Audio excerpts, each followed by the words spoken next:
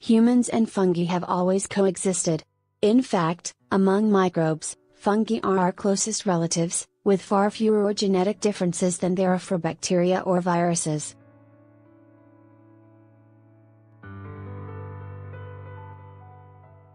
So why are we now hearing so much about mysterious infections and killer superbugs emerging from the fungal world?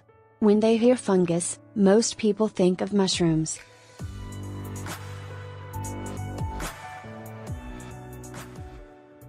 Or in terms of health, maybe thrush.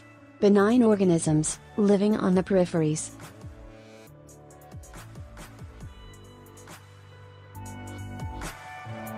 Photo: most people think of mushrooms when they hear the word fungus. ABC Radio Sydney, Amanda Ho, and this is fairly accurate. Fungi spend their lives quietly decomposing the planet's organic waste, freeing nutrients into the environment to be utilized by others.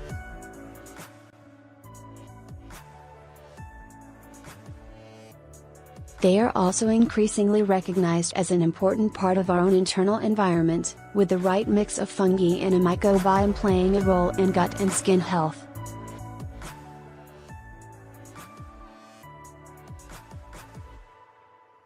But they can also threaten human health, and lately there have been numerous reports focusing on just that.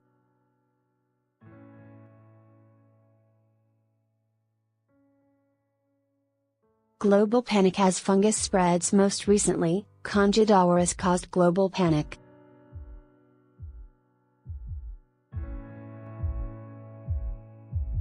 This previously unknown yeast, from the family of bugs that causes thrush, first grew from an ear swab taken in Japan in 2009.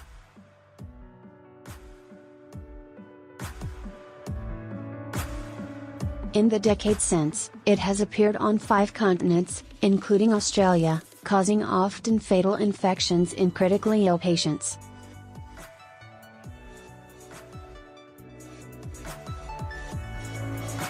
It can be resistant to all 3 major classes of antifungal drug, making treatment difficult, and is so tenacious that contaminated hospitals have had to close down to get rid of it.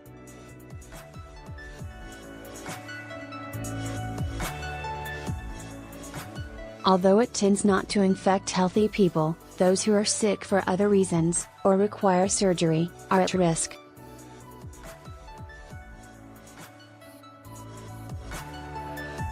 So much so that the American Center for Disease Control and Prevention, CDC, the European Centre for Disease Control, ECDC, and Public Health England, PHE, have all issued public health alerts.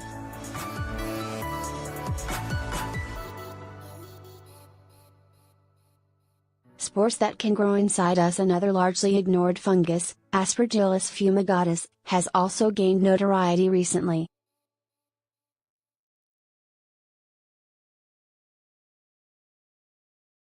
A mold, Aspergillus thrives in warm dark places with organic matter to decompose.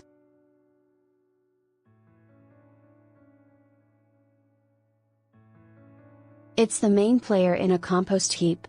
However, its spores can be inhaled and it will grow inside our bodies too, given the right conditions, such as weakened immunity, or lungs damaged by disease, smoking, or pollution.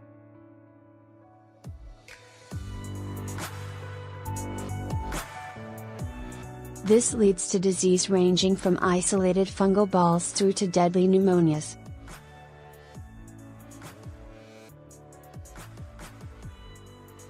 Aspergillus infections are treated with a class of antifungals called azoles and occasionally surgery.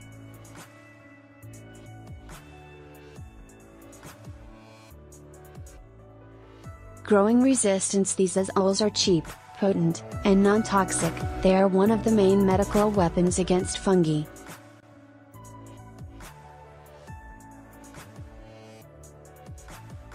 However, they are not only relied upon by doctors to treat patients, but by farmers who need to protect their crops.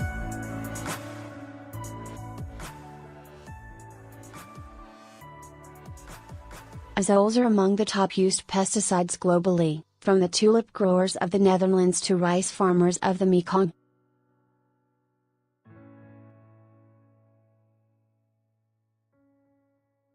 Such widespread use of azoles in agriculture has had the unintended effect of pushing Aspergillus to develop resistance.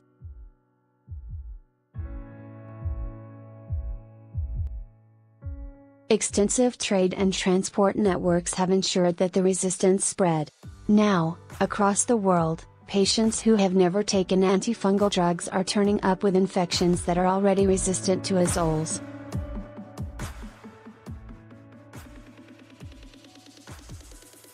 Many of the remaining drug choices are toxic, expensive, or need to be given intravenously.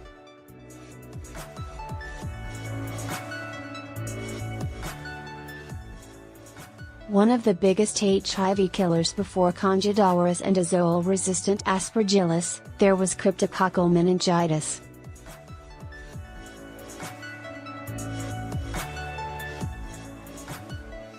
Although this bug was known for hundreds of years, it only leapt to prominence with the HIV epidemic, where it was one of the biggest killers.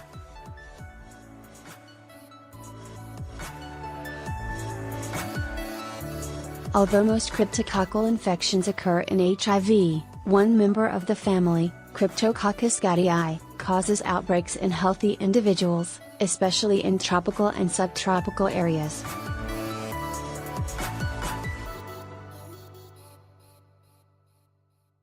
Here, it was long known as a rare but devastating cause of meningitis in forestry workers and koalas.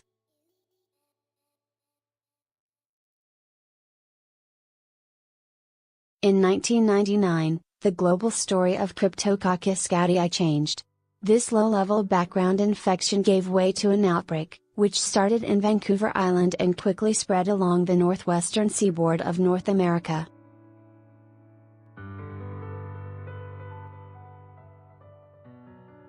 This new strain was stronger than the strains endemic to Australia, and more fertile.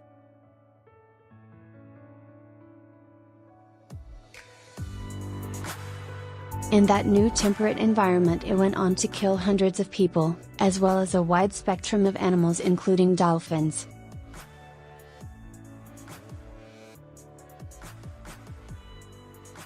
The outbreak is ongoing. Where will the next threat come from? Together Candida, Aspergillus, and Cryptococcus kill over 1 million people each year.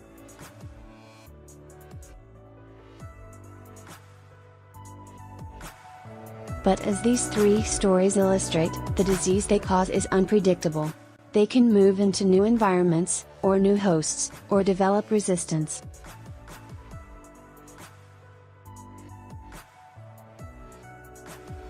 Man-made impacts may play a role too, contamination of the environment with antifungals and climate change being the obvious examples.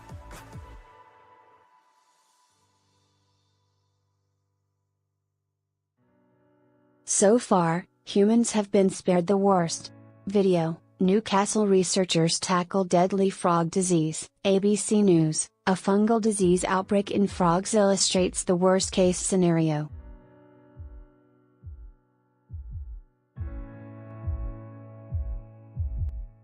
This epidemic, first discovered in Australia, has been a calamity for amphibian populations, with more than 200 species extinct or in decline as a result of the disease.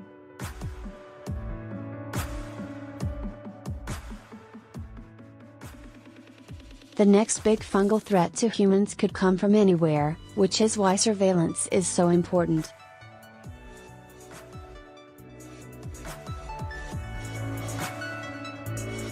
We need to take fungi more seriously, and start getting to know them better.